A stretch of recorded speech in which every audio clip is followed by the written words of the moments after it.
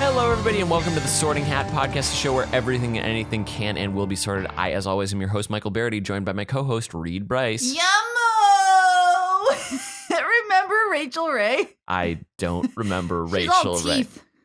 All teeth. The basic conceit of the show is that we have a guest or fan of a topic on to speak and sort various things within that subject into the various houses of Hogwarts. Today, we are joined by Kimia Behpoornia, an actor, comedian who you've seen both around Los Angeles and also the internets. Welcome, Kimia. Yum-o! Yum-o! EVOO! EVOO, yum-o! It's also worth noting, as I introduced Kimia, she started to speak, and then I provided her credits, and she just, held her mouth in the same position for a brief moment. I was ready for my yum-o. Right. Yeah. Gotta get the yummos out. Very get 'em sorry that I cut you off. That's okay. But you got yours in. I did. In case you have not read the title or gotten a sense of where we're headed. Or if you just psychically linked to this show suddenly. Right. We are sorting some of the many shows on the Food Network. Hell yeah, dude. yeah, I'm dude. fucking ready for this. This is The- my I jam. think this is the one channel that I watched when I had cable. Oh, That's the only channel I watched when I had cable too. Yeah. but now you're just watching it digitally? No, now I just watch go to it Haley's when I'm house at a and watch. hotel. If I'm in a hotel room and I'm going to sleep, the Food Network's on. Yeah, it's the best thing to just have on for your TV to just, put it on the Food Network. The craziest part to me is until this year, I had not watched, at least knowingly, any Food Network That's shows. crazy to me. That is very Michael. You seem like somebody who would love it because you're like a Bob Ross loving sort of dude. I am. I have seen all 31 episodes or all 31 seasons of The Joy of Painting. Wow, Yeah. you would love this whole channel. Well, but it's interesting. So I really don't watch that much television, and my only exposure to food-based shows is really Gordon Ramsay's fare, which almost exclusively exists on Fox. Yeah, and So, it's very aggressive. It's very much not the vibe of at least old school Food Network. That's It's right. kind Right. of been changing. And So- we'll get to that. we'll get to So it. with I've seen MasterChef and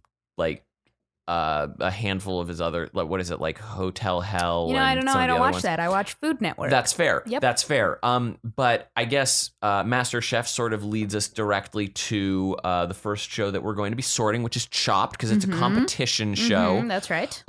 Give me the basic rundown, because of this list, I've only seen 3 of the shows, and I'll let you know as we get to them. So, Chopped, what's the deal with that? Okay, Chopped. You got 4 chefs. You've got 3 judges. And what happens is at every round, there's 3 rounds. We do entree, appetizer, and dessert.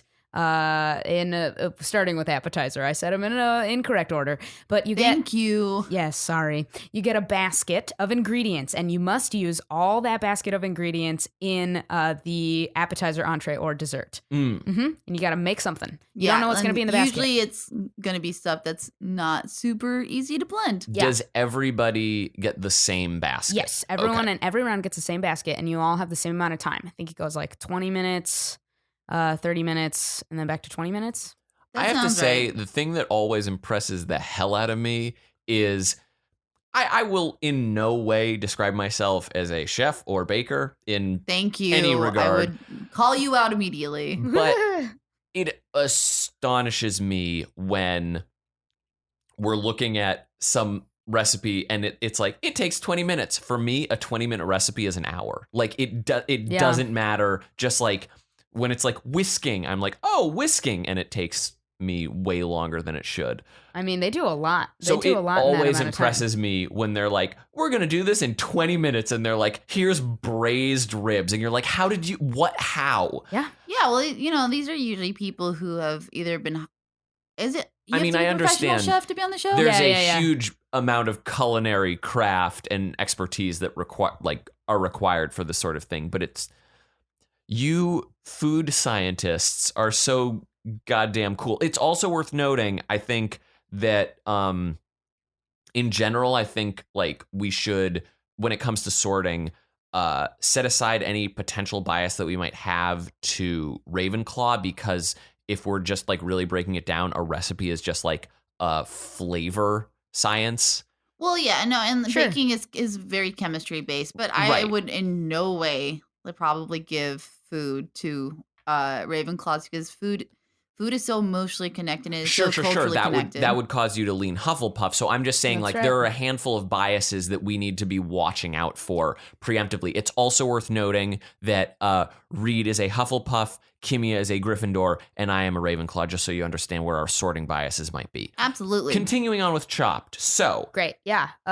Also, I don't know if you need to know this part, but there's a prize at the end. You get like $20,000. Yeah. I assume most of these sort of competition-based ones always have They've a prize. got a prize. That's right. So, okay. This one, to me, strikes as the fairest of sort of cooking shows. I do know one of them that's coming up that is definitely not on the fair side. I sort of want to say that it's a Ravenclaw. Okay. Even discounting the bias that, like, I said that we should watch out for, I think just based, like, you could argue fairness based and, like, Hufflepuff based on the fact that, like, everybody gets the same, like, ingredients and all of that. Yeah. But the fact that this is really allowing everybody to showcase their mastery without any sort of, like, the only trick, I guess, is, like, the ingredients you get. Yeah, and it's how crafty you are with them. But everything is very fixed on, like, it's across the board. Like, you've got this, you've got this, you've got that. What can you do? Show us your skills. I would agree that Chopped is a Ravenclaw. Here's some more flavor for you. Mm. Chopped takes 14 hours for a single episode. I know. I read that. The contestants have to get there at 6 a.m. Oh my goodness.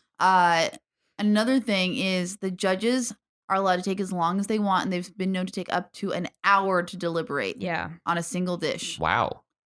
On a single dish, not just like the whole. Oh wow. And another thing is, this is just funny. Originally, the original pitch was like even more. It was just really insane and weird. So the original one was they were gonna have it be like a mysterious, like rich guy, like a tycoon, was gonna throw a dinner party at his mansion, and these chefs were going there to like prove themselves that they could be like his personal chef. Oh, so they themed this thing like way more with like an eccentric sort of. This So is the weird. premise of our That's show. not the most weird part. There's more. If you, for each losing round, the loser's dish would be put into the rich guy, this fake rich guy's dog's dog bowl. If that were the show, this would be a Hufflepuff. Oh my What? God. Apparently there's a pilot floating around, and I will give any amount of money to watch it. What a It sounds You delight. can so tweet good. that pilot at Reed Brice at that dang dingus. I'm the rich tycoon, so you know I can afford it. Do we feel comfortable saying that this is a Ravenclaw and moving I on? agreed with you. Yeah, I in know, its current Reed. form. All right, very good. Moving on to a show that I have seen, Cutthroat Kitchen. Hell yeah, with their man Yes. Alton Brown. Yes, That's who I immediately was like, I like this guy. He's great. And you know what? Mm. This is some tea I'm spilling, and I Uh-oh. am so sorry to tell you.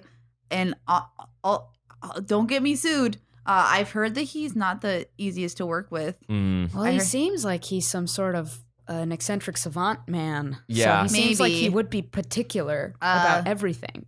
Yeah, I don't know. I'm not gonna get too into the details of it. I'll take it off there if you always want to have more info. But yeah, I just heard that like nah, you should never know your heroes. I don't ever. That's why I never want to meet anyone that I like. If Yeah. I saw like somebody I really respected or a celebrity, I won't Leave him approach alone. them. Just Who- leave him. Not Who not is because that? I respect their privacy. Who is that celebrity who like you're I'll like? tell you, this actually happened to me, and I did it, and I felt good. I saw Patton Oswalt at the Glendale Galleria. Ooh. At the Americana, actually. He was at a Barnes & Noble. Sorry if I'm, like, outing which Barnes & Noble you go to, Patton Oswalt.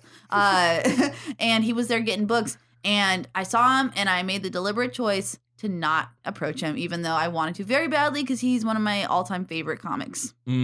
What about you guys? Have you guys ever met anyone famous, were let down, or did like you meet somebody and like they like exceeded your expectations? I have a similar story to you, where I saw Nassim Pedrad inside M Cafe. Wow. And I walked by the window, not because I knew she'd disappoint me, but because I knew I would be too weird about it. Yeah. So I just walked away.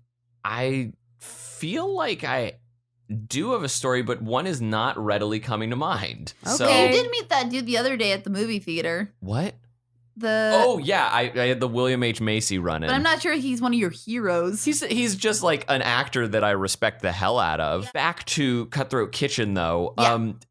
Since I kind of know this show, can I talk on it? Yeah, Absolutely. You go for it. Okay. Sure. So the basic premise of this show, which I immediately fell in love with because it's just such a like it's so hokey and wonderful.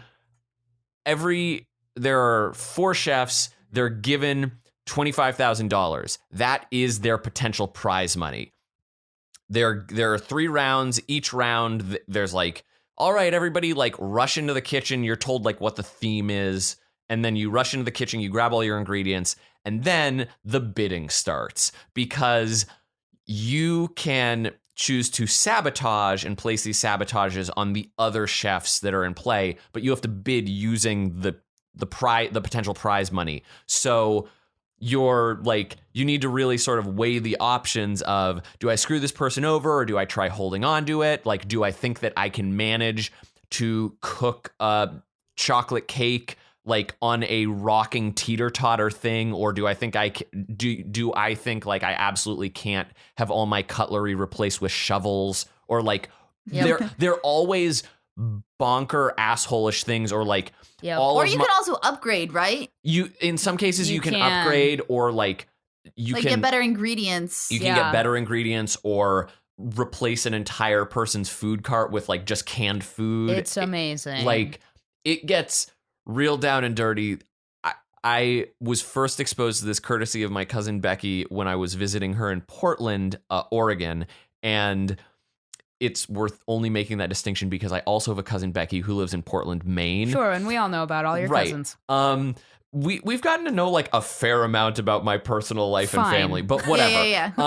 So we'll just give out his social security number on air. She introduced me to this show, and then we subsequently watched like 8 episodes and watched the like All-Star Chef charity one where the guy who won was legit and just was like, I'm not going to bid like hardly at all. So everybody exhausted all their funds. And then at the very end, he was like $100 and nobody could do it. So we wound up raising like $75,000 for charity. That usually seems to be the smart game, is like, don't spend any money. Just be like, whatever anybody tries to do to me, I'll just figure it out. Yeah. And that guy, just like being as baller of a chef as he was, like rolled with it. And he has my utmost respect. I think his name was Eric. Great. I don't remember his last name, but we'll find out. We'll Chef give him a shout Eric, out. you're cool in my book if that is your name. That said, I think this is a Slytherin. Like, it's either a Ravenclaw or a Slytherin. Like, if you're looking from it as like playing the board of like statistically like it's a Ravenclaw, but the simple like sabotagery and the very mechanic of the show of like you're betting against people, but that's costing you, like real risk reward sort of thing, feels super Slytherin to me. You guys. Okay, so this show started in 2013. Sure. So how many seasons do you guys think it's had so far? Like 10, maybe more. Put it in 20. Well, yeah, it's on its 15th season. All right. We split the difference. We did. That doesn't make any. That's bonkers to me. Because they basically never stop. Their seasons run like summer to fall and then like winter to spring or something. When did we get to a point like that everyone in media can't take vacations ever? Like the internet ruined everything. It became like a 24-hour news cycle. Like you're just never allowed to sleep. But it's great for us, the consumer. Oh God. There's a lot of work to do on Cutthroat too, because my favorite part of that show is when they have those like really elaborate sabotages that involve set pieces that somebody had to build. Yeah, of like you need to like climb on this large tower that has like various shelves. Like this is your cutting board, and you're like, how are you gonna You have to sit in a boat, and you have to, like, Flintstones walk that boat around the kitchen to get to different stations. I definitely think this is a Slytherin because I almost think that this is a parody of the reality competition shows that have kind of overtaken the Food Network and are a larger part of what I call the douchification of reality television. Like, over the last decade, like, TV, like reality-based television, like, you had your predecessor, your prototypes like The Real World, which were pretty douchey. But you also had stuff like PBS stuff, and you had stuff like the BBC, and you had stuff like the Food Network that was reality-based television or, presentation.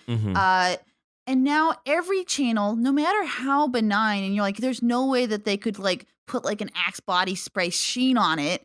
It's getting that way. And like the Food Network is all stressful. It's so stressful When you when say it used to be relaxing. Axe body spray sheen, for is this that a clarification. positive or negative It's connotation? a negative. I do not like Maybe that. you love Axe body No, spray. no, I no. don't care for I'm it. not a fan of Axe body spray. I just was like, in that moment, there might have been that weird reality that for you, Axe body spray, like I felt like the clarification was needed. It was. Nah, I'm an Old Spice man myself. That's Old fair. Spice, great. So moving on to diners, drive-ins, and dives. Triple Hell D. yeah. Triple D. Is that what it is It's colloquially called known? Triple D. And it is hosted by Guy Fieri, who is the first winner of the Next Food Network star. Yep. Yeah, he's like the Kelly Clarkson of the Food Network he world. is. Okay, all of those things that you just said mean nothing to me, really. Kelly Clarkson was the first winner of American American Idol. Oh, that's right, she was, since Yeah. you've been gone. Okay. Yeah, and she That's just right. put out a baller new single, and of course not getting any airplay because they're like she's like very confrontational with her record labels, and so because she doesn't play by everyone's rules, everyone's like holding her down. She doesn't even, I think, have an official Vivo, which, you know what, I'm gonna stop queering out right now and go What back was to all what we of were talking that? about. That's a lot of deep info about Kelly Clarkson. Yeah, but Guy Fieri definitely, and I'm gonna say controversial hot take. Okay. Underrated performer, star of the Food Network. In terms of like my social circle, he gets dogged on a lot. Everybody loves to make fun of that dude. He is like a walking punchline to everybody, including me to some extent. But he also made like this idea that food should be accessible to everybody. Yeah.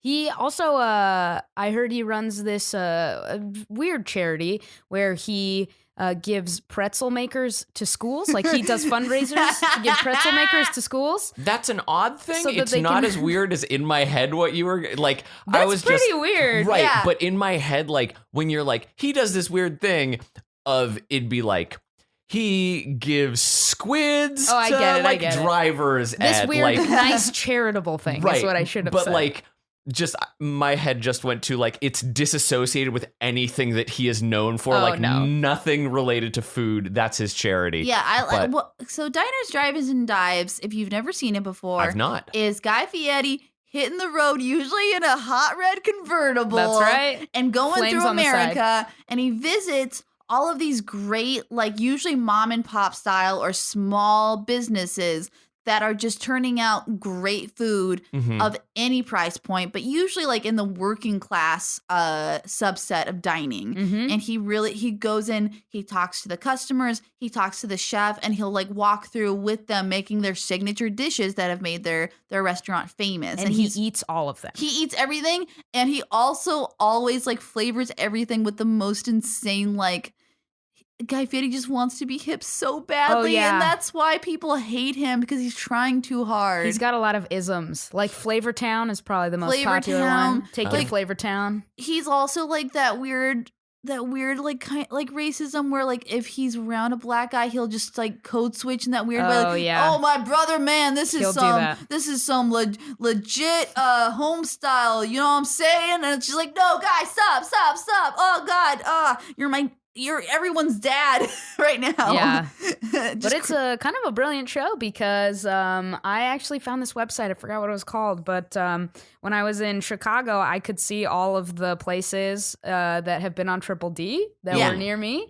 And when you go to those places, they have a big like Guy Fieri sticker poster yeah, on the it's wall. huge. Giant. Everyone's just like, guys, been here. We've been on Triple D. And you know what?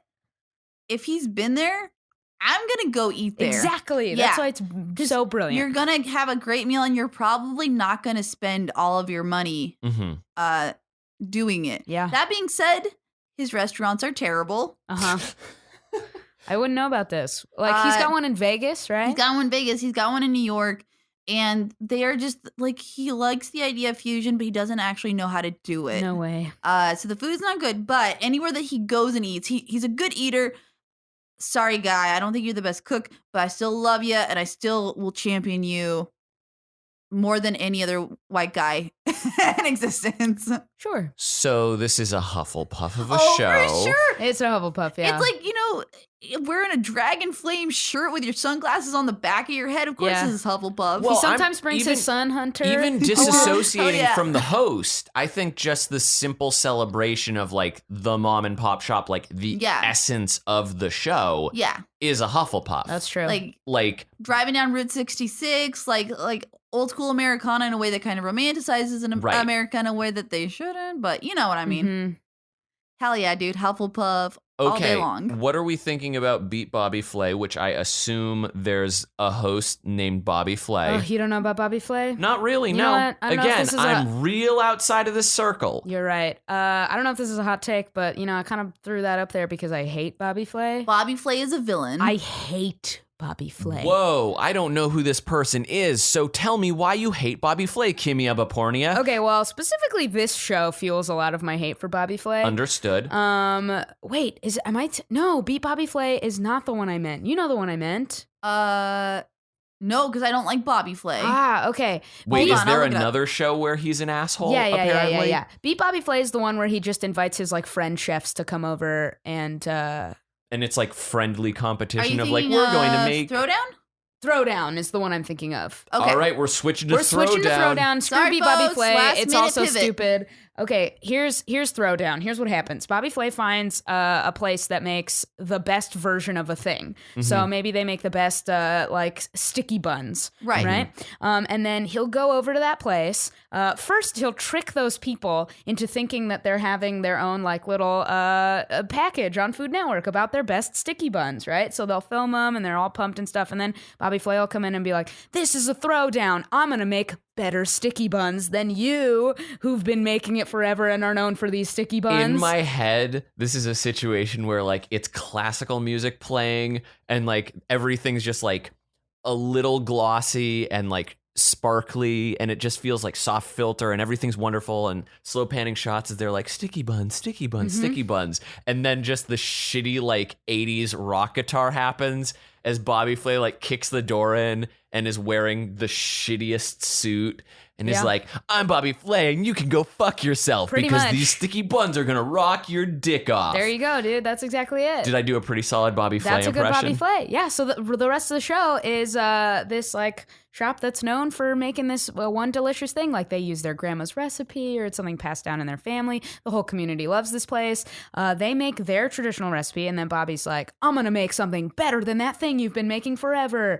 And then he sometimes wins and it never feels good. Yeah. It never feels good when he wins. I feel like it would be shitty across the it's a shitty concept for a show. The only way that you're going to feel good is every time that he goes "I really like mine, but I have to admit yours is better for these reasons." And then he pumps them up at the end. But if it's just "You can go fuck yourself." No, and that's been his entire vibe. This is the brand that he's built because he was one of the first on the Iron Chef was a Japanese show, right? I think. Yes. Yeah. He was one of the few Americans who were invited on the show along with Wolfgang Puck, and he, even on that show, had hubris out of the butt. He was always very much "I'm gonna do what you do, but I'm gonna do it better. I'm gonna make you look stupid right now." Which is Throwdown. So his whole persona is based around that. Was the show before Throwdown Beat Bobby Flay? Yeah, that one was is- there a show before that where it was? I think it was It was Throwdown first and then Yeah, I Beat think it Bobby was Flay. Throwdown, Oh. and then before that was probably his Iron Chef stuff, Iron Chef America. Yeah, he Gotcha. also he does a lot of barbecue. He's known for being the barbecue man. So he's got that show, Barbecue with Bobby Flay or some stupid show. So Throwdown, that concept of a show, and I mean obviously your hatred of Bobby Flay is going to be fueling and coloring your perception of him.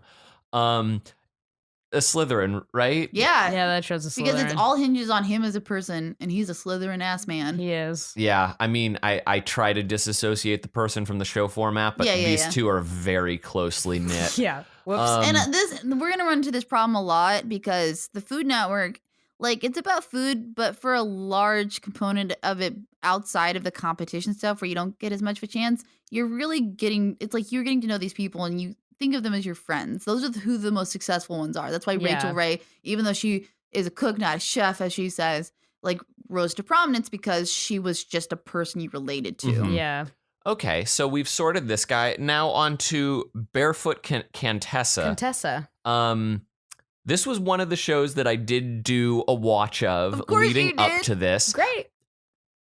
Not a fan of the show. You don't like Ina Garten and her very silent kitchen? It is this to me is a perfect example of somebody who is undoubtedly good at what they do, but their camera presence does nothing. Like it. You're right. It feels so wildly like forced joy almost. Like she's very uncomfortable in front of the camera. You know what? No, I think that's her real joy. I imagine watching that show is how she would speak to me if I was just there in person. I just get the sense that anytime that she's saying things, like somebody's being like, you have to be like a charming person, be charming. Like, and so she's just like, and if we do this, isn't that nice? Ha ha ha. Okay, like, guys. Michael? Oh, are you about to talk about how she like worked for the government? No, but I'm about to say I do think there is a conspiracy theory about Barefoot Contessa and Tell its me. entire existence.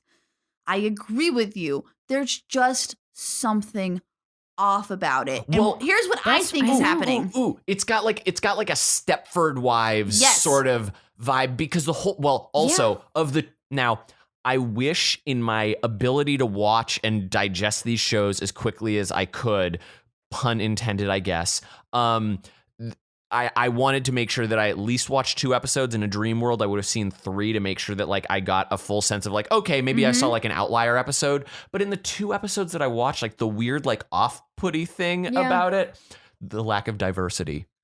I mean, yes, Well, she lives yeah. in, where is she from? It's Like just Connecticut or something. Yeah, it's a Connecticut or her It is like kitchen. a very white woman show. Oh, Yes. East Hampton, which there is you even go. more. It's the Hampton. Yeah, no, that's some white people place. Well, that's the thing. It's like it's her actual house that we Yeah. film in. Mhm. It's her real quiet kitchen. She's always cooking for her husband Jeffrey. Yeah, that was Or real offsetting. But then here's another thing that she does a lot is cook for her gay friends. She has like mostly gay friends. Yeah, the 2 episodes that I saw were her doing like cooking basics, which were not basic things like that. She was like, Yeah. oh, you can like get this thing which you're customarily familiar with as a dessert, but like I'm twisting it to make it something savory. And it's like at the point that you just are like something savory, I'm like, you've already gone outside of basics. But the other one was a dinner party one where, yeah, the whole group of people, it was like her gay friends and like her other like middle-aged white women who are just like, I see less of them though. She's really hanging out with those gay friends. kind Here's of what I all the think is time. happening. okay.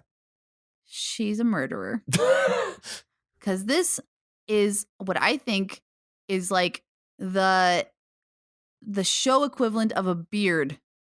Like she designed this show to help hide her like she has some sort of like double life going on, some hidden life. And so she designed the show to make herself seem more normal. But that's how disconnected she actually is from reality, that she thinks that having a TV show where she cooks for people is something that you would do to make yourself a more relatable person. Well, I did do a little bit of research because the strange thing about She's hiding something fucked up. sure, maybe. Sure, yeah. Jeffrey, if you can hear me and you need help, Jeffrey, please tweet at me. us. Jeffrey. So when I started to watch the show, I was like, I don't know who this woman is. Like, I have no idea who it is. And there was the briefest moment that, like, in my head, I was like, is her name Barefoot? Like I was like, there's no way that that's real, but maybe she's that, like, hippie Michael, child. That's and so stupid. It sounds like I should have thought of it. well, and like, it was So that dumb. it was that quick flash moment, and I was like, that's real dumb. That can't be her name. And then when I was like, her name's Ina, that's like a little bit better, but like if her name were Barefoot Contessa, I'd just be like, sure, fucking whatever. Hi, like, I'm barefoot. Is she Italian? Is this a Well, mob thing? So then I did more research, and she helped come up with the budget for like the nuclear program. What? Like she worked within Washington during the Nixon administration, I believe. What? And then in 78, she buys a specialty food store called the Barefoot Contessa. So this is definitely some sort of front. Well, and also it's like, a mob thing, right? It's very weird. Like just the transition from like I'm working in government in Washington to I'm writing a cookbook. Also, there's like a fun conspiracy sort of around her. Not conspiracy, but there is some just general criticism of her because she, I guess, was somebody asked within the Make-A-Wish Foundation to like cook with her as her Make-A-Wish, and she turned them down twice. Damn, that's ice cold. It is cold. You know what? So there are a lot like just having like I had to force myself through the second episode of this show. It's like tough. Very cringy. I hate just throwing that word around, but it really is. Yeah. But anyway, to speak She's on the very taken a man's life. That's what I'm saying. To speak on the very format of the show. She's seen the light go out of a man's eyes, and she was happy about it. She was Christopher Lee, but within like not a justifiable circumstance. I want to support this murder theory by saying that a large portion of her show is also like the herbs she gets from her garden, and I think they're so good because there's dead bodies just buried beneath the garden. Okay, so the basic format of the show is really just her being like, hey, here's a recipe. Welcome to my goddamn kitchen, you lovely people. I'm going to just like casually introduce you to like how sweet things are, and then like maybe a friend will pop by, and maybe my husband will. Yeah, and I'm gonna pretend like all of this is casual and candid, but you can tell that we did this for like 20 takes. Well, it's also like a wild thing because the dinner party one that she talks about, she's like, we're gonna just have like a super fun and easy thing where like I'm gonna get fresh Parmesan and some olives, and then I'm gonna get like figs and wrap them in prosciutto, and you're like, okay, that's like relatively easy. And then she's like, and then we're gonna do this thing with like shallots, and you're like, okay. And then she's like, and dessert's gonna be like homemade candy with like, and you're like, all right, you like pretty quickly stepped out of like what is that easy. Well, because she's at the point that you're making candy just to like make caramels like she's talking about, I'm like, that's like where you get into the hard science of like you need to be a good chef. Like you like making candy is fucking difficult. It's hard. This is like she's in the Martha Stewart realm of I feel like arts and crafting. I feel like she stuff. wants to be Martha. Oh, that was the other thing on the dinner party one. She was like, here's like a really good way to just like make up a table, and like it's like this rustic ass table that like tablescaping, baby. She talks about all of it, and I'm like, nobody has that table. You're the only person who has that table. What you're describing is an impossibility for the rest of the world. That's true. So yeah, this is a Slytherin show just because like I think there's real evil going on behind the scenes. I agree with that. I'm down. Such detachment. Also, just the amount of like frequency of like, it's just an easy thing to do. Like there are moments where she's like, she's cold-blooded. You can just like, you need to melt the butter, or like you need to do this or that and warm it up. I just use the microwave because I'm just like you. And it's like, you're not. You're driving a Mercedes to go to the farmer's market. Yeah. She can press her hand down on a hot stove and she wouldn't feel a fucking thing. She's Dolores Umbridge. She is. I know who that is now from another time we talked about it. Wait, before you move on, honorable mention here, since we brought up this like tablescaping and Martha Stewart stuff, to Sandra Lee, semi-homemade cooking. Semi-homemade, but Sandra Lee is maybe the best show that ever aired on that show. She's drunk the whole time. This is a woman who is, I think she's a politician's wife. Mm-hmm. And so she's probably never actually had to cook a day in her life, but she suddenly decided like, I want to be domestic. She is this tall blonde woman. Yes. Very much in like the one percenters, but she'll want to show you that she's just like you by making things, but they're semi-homemade. So she'll make a cake, but what that means is she buys a sheet cake at the store and then adds her own shit on top of it. Yeah, or we'll just do box and cake and then add maybe a scoop of ice cream. That'll spice up your cake. One time it's insane. I watched her make something called a potato ice cream cake. She took Rita's very stressed. She took a pint of vanilla ice cream, formed it into a football shape, and then just coated it with what you could really tell was unsweetened cocoa powder. Yeah. And was like, here we go, eat up, it's delicious. And every episode, she also will make a signature cocktail for the day. Yep. But it will have an entire bottle of booze in it. She's drunk the whole time she's doing this show. And then every episode, since I remind you, she always does a tablescape. And it's the tackiest shit you've ever seen in your life.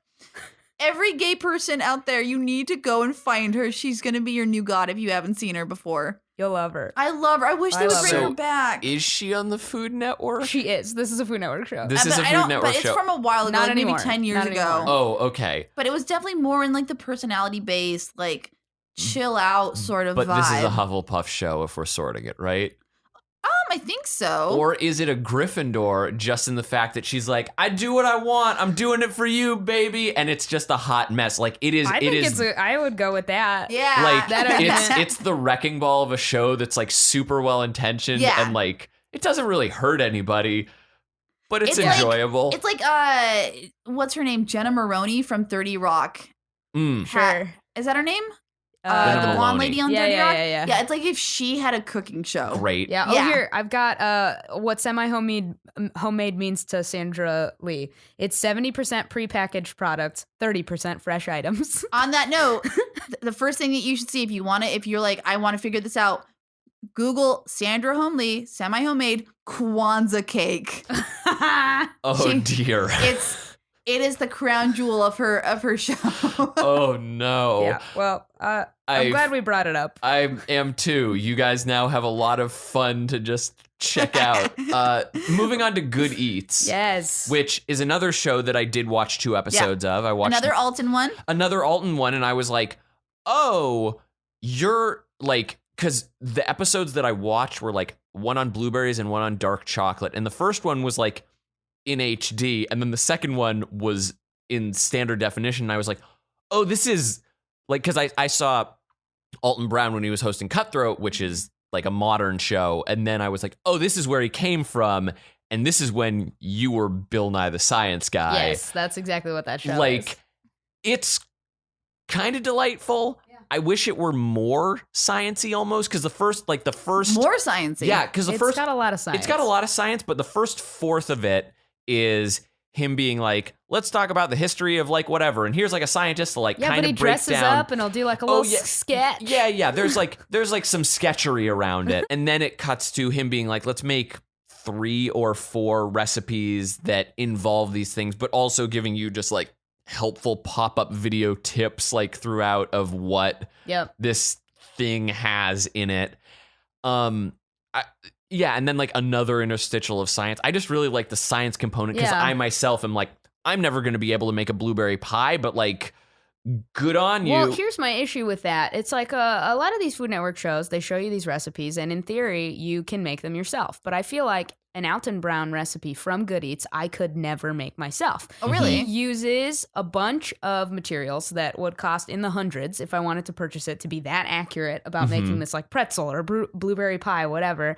And he like measures everything. So since it's so sciencey, everything is like frothed to a degree, or temp has to be like 131 degrees this or that, and you then have to let mix cool for it. exactly 10 minutes. Yeah, make sure there's no bubbles in it the way you mix it and blah blah blah. Like I can never make any of these recipes. That's the other reason that for me, anytime I'm cooking anything, like, because I'm just like stopping a video as I'm like watching it, and I'm like, how is it the fuck that you like sift but you that? can still kind of follow that. I could never follow or do anything else. Also, like does. all these cooking shows, when they are like recipeing the hell out of things, they're moving far faster than like any person can feasibly keep up. Absolutely. So like, what you're feeling for both of those things, the show is inspired by Alton Brown wanting there to be a perfect combination of Mr. Wizard and Julia Child.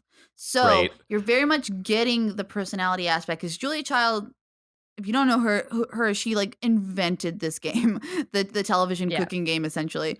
And it's this and Barefoot Contessa and 30-Minute Meals are the 3 longest running shows. So Good Eats started in like 99. So it's like one of the longest ones. And they're actually bringing it back. Oh, really? Yeah, it's coming back in 2018. Oh, interesting. Wow. Mm-hmm. Cool. I have made something from Good Eats before. Really? I got angry that beef jerky costs so much.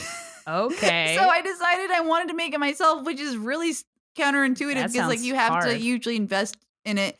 And he had an episode where he showed you how you can make beef jerky using box fans. Oh. Because actually, if you do it in an oven, you are cooking the meat a little bit. And the entire thing about actually preserving things is you don't cook them in the same way. You're curing them. And so with box fans, you would marinate the meat, so you would get some preservative agents in it, and then you would stick them in between these two box fans on like a I think it was like an air filter. Yeah. And you just let it run for like 24 hours. Your house is gonna smell like dog food, and then you have delicious beef jerky. Was it delicious? Dude, that beef jerky was so good. Wow. Yeah, man, I would make it again in a second. Go for it. Do Hell it. yeah, dude. Make us beef jerky, Reed. Good Eats, like in its general format, like we said before, is very non-offensive. This is the one that you can probably just, for sure you can just put your kid in front of it, let it run, and you're not going to have to explain any words or subject matter to them. No. He also would do skits. Yeah, there's some little skits in there. I call them skit knowing that, like, I hate the word skit. Right, but I think These have to be called skits. They're yeah, classified it's as not skits. sketch. No. Alton Brown is by no definition a comedian. I think that's like perhaps what defines like or like makes the distinction between a sketch and a skit. If like you are like, Sure. I'm a comedian, that's a sketch. Yeah. If you're like, I'm at camp and we're doing whatever, that's a skit. Yeah. God, we're Like- fucking nerds. And speaking of nerds, this is a Ravenclaw show. Yes, it is. Yes, it is. Like the Cut and only dry. the only Unanimous. part that would maybe make you believe that it was a Hufflepuff was just those like The skits. goofiness of it. But I also think if a Ravenclaw tries to be funny, it's going to be goofy. It's gotta be we're never like funny. So then we move on to best thing I ever ate. Best thing I ever ate. Oh my I God. love this show. This is one of my favorite shows that's ever come out because it's Oh, so I love it. straightforward. Yeah. Kimia, explain the Okay, show. here's what happens. They get all these Food Network celebrity chefs to just come on and basically around a theme like barbecue or sweets or sandwiches will tell you the best place they went to have that thing. And then they just describe it with so much love. And then sometimes if they're available, will go back to that restaurant and we'll watch them eat that thing.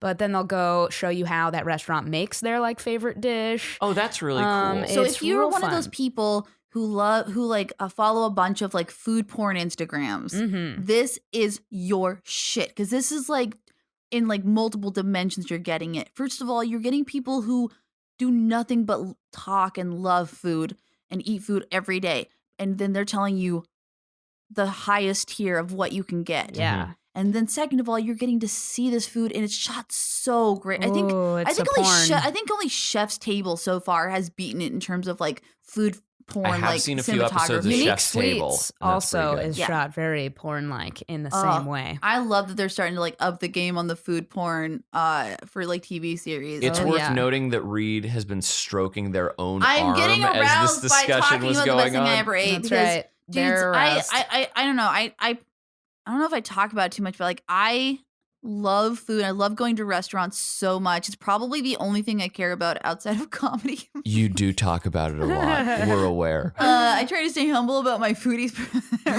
status here. I once waited in line 2 hours to get a sandwich. Oh, was that at that Howlin' Ray's. Howlin' Ray's? I've wanted yeah. to check that out. Now, have you seen, just unrelated but somewhat related, have you seen Anthony Bourdain describe the In-N-Out double-double? I love Anthony What? Bourdain. No, why? What? It's like, I think it's on his Instagram. He just was like at an In-N-Out and he's just like losing his mind over how great a Yeah. double-double is. Dang. Anthony Bourdain, like, That's my only exposure to him. He's is that particular God, video. You gotta watch his stuff. He is like I have so much narrative TV that I need to be No, watching. no. You need to watch food TV. Anthony Bourdain is like he wants to be like a Jack Kerouac sort of like I'm a tough guy drinking like Ernest Hemingway and I'm traveling the world.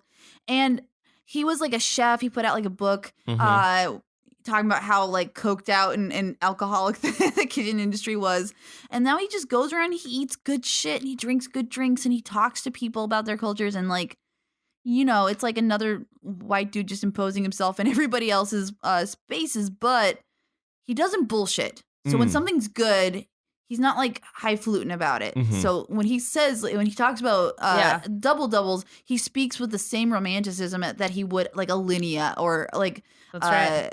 another like Michelin star restaurant. I feel like more and more we're getting that show of like, I've become so good at what I do that now I'm just like getting to travel the world to see like other things. Like also like Craig Ferguson and his wife have like we're just traveling to like learn more about life. So we meet with like other celebrities and talk about. Or Carl Pilkington getting a travel show about him being stupid because the thing he's the best at is being stupid. That What an unfair Idiot life. Abroad. Idiot Abroad is so good though. Like what like Ricky Gervais, God bless you for like having the simple thought process of like, oh, the best situation would be to put this person into situations that are so wildly foreign to him that his reactions will be so like genuine and wonderful. I'll put it out there, the secret, like my greatest career aspiration is to have a travel show. Oh, To have, That's great. hopefully involving food, but you have to find a good gimmick because like they've been done. There's so many. Look. Especially just the ones where like I'm gonna eat a lot. If you're an expert and you want to have us come to you, you just need to pay for our ticket and we will gladly fly out That's a and great stay. sell. Nice. If they pay for our plane tickets, like I'm sure we could pay for the rest of it. Like absolutely. I'm like straight up. That's an offer on the table. You hit either of us up on our Twitter. Where do we find that Best Thing I Ever Ate falls? God, it feels Oh. like It's a good question. maybe Gryffindor It feels either Gryffindor or It- Hufflepuff to because me. it's such a celebration Right. of food in general. But there should like maybe take into account just the fact like these are all food nerds and they're all Mhm. just like gushing about They are. but And the way they edit it is kind of fun because they sometimes will tell the chef who went before them in the cut. So they'll say stuff like, guys got it all wrong. The best ribs are at blah, blah, blah, blah. So Absolutely. because they're one-on-one interviews Mhm. at a time. So they're never talking to somebody else, but they'll make it seem like they and heard then the person there's been a before couple them. occasions where they're like, do you want to eat it right now? And like you should see their eyes light up. It's so dorky and cute. Mhm. Mm-hmm. That Uh, makes so- me lean more Hufflepuff. Okay, then I Yeah. think that's fair. Like Maybe that's why I love I it don't so think much. you're wrong in thinking initially Gryffindor, but I do think just like the dork factor, and I do love just even from watching the amount of Cutthroat Kitchen that I did. I love that like obviously all of these chefs sort of are running in the same circles, so like Mhm. they know one another and that Oh, yeah, like yeah, built yeah. rapport. So just to have like that built into the show as like, oh, we're just going to be like talking but not necessarily talking with one another about these great eats. Oh no, I imagine it's Yeah. just like the comedy world where you all like talk shop, you do bits together, but it's just yeah. chefs. That's very good. So it is a Hufflepuff. And with that, I would like to thank you, Kimia Behpoornia, for joining us to talk Yummo. about all of these foods. We didn't even talk about Rachel Ray. We got to talk about Rachel Ray just as an entity. Okay. We can do that one. We are just going in? We're talking let's about just do $40 a day. 'Cause Wow, that one's- was a great show. holy shit. I've never seen that show. So this was her travel show. Mm-hmm. Rachel Ray has always prided herself, and I can't even be sure if this is actually real, on being like a working class kind of person. Again, Yeah. like I said before, she would always be like, I'm not a chef, I'm a cook. Mm-hmm. And she would try to inject like more wholesomeness and like less hoity-toity things into the vernacular even. Like she yummo, delish, EVOO. Like she Extra was virgin really olive oil. good at coming up with her own like buzzwords and catchphrases. Mm-hmm. This was her travel show where she would go to different places, but she would say, as a tourist, if you follow my lead, you're only going to spend $40 a day on food. Yeah, and she would. And it And would she be would great. break down itemized lists, including like I think tax and tip and stuff. Yep. For 3 meals a day to get 3 great meals. Delicious or sometimes meals. she would like have to like fudge it a bit and be like, here you're probably only going to get a cocktail and a snack. but it was very budget conscious, and that almost never happens in cooking shows, that they tell you how much you're going to pay for something. What do you think about those, like, shifting gears, the like BuzzFeed, like comparing the? Have you seen any of those? Yeah. That's like it's insane, like the way that BuzzFeed has changed everything about the way that we consume like cooking shows and stuff like that. Like now, like Tasty, they came up with Tasty. So I watch those videos all the time. The disembodied hands, I also hate that. I think it's alienating and it's taking away from like the personality culture. Yeah. But there's this. Have you seen this show on BuzzFeed where this I've dude? seen the Tasty vids. It's like an annoying dude. Like that's like literally the trope they're trying to play. Yeah. And then a straight man go and try a cheap but very good example of something, a mid-range usually, and then the most expensive version of something that they can find. Oh, no, Yeah, so when they're just like, we're going to be trying like salmon or like something involving salmon, like the first place is just like whatever, it's like fish tacos, and then the next place is like whatever, but then the last one is like the Pacific Northwest, like where you get salmon. Like this place is like has an overlooking view of some like misty covered mountain that like weird salmon are harvested by the gods from or some shit like that. I don't know if it's quite as good as Rachel Ray's, but I also just might have bias. But I would say it's very much in the spirit. So if you're just like want to know, like usually LA or Las Vegas based, but I think they have been branching out because it's been a successful I'll check show. this out. But I would say both of these are Hufflepuffs also. That's a Hufflepuff show. Rachel Ray, I feel like all Rachel Ray shows are Hufflepuff shows. Oh, for sure. So we sorted that quickly. She's non-aggro all the way. Great. And I still continue to thank you for coming on to help us sort these Food Network shows, Kimia Behpoornia. Thank you. Where can we find more of you on the internet? My Twitter, childclown_. I think there's an underscore in there. Pretty sure. That's so great. Like you've been giving the wrong one. I mean, you can just search the Kimia Behpoornia. I'm probably the only one. Her name is in the title. Yeah. That's all you need to do. Just Google me. Yeah. The end. She's the only one who will pop up. You're very unique in that regard. Congrats. Michael Barryte will pop up at Belated Media, and I'll pop up at That Dang Dingus on Twitters and stuff. If you could, please leave us a review on iTunes. Gosh, I'm really hungry now, you guys. I gotta go. Yeah, I'm very hungry. Go get lunch. Hell yeah, right now. All right, see you guys later.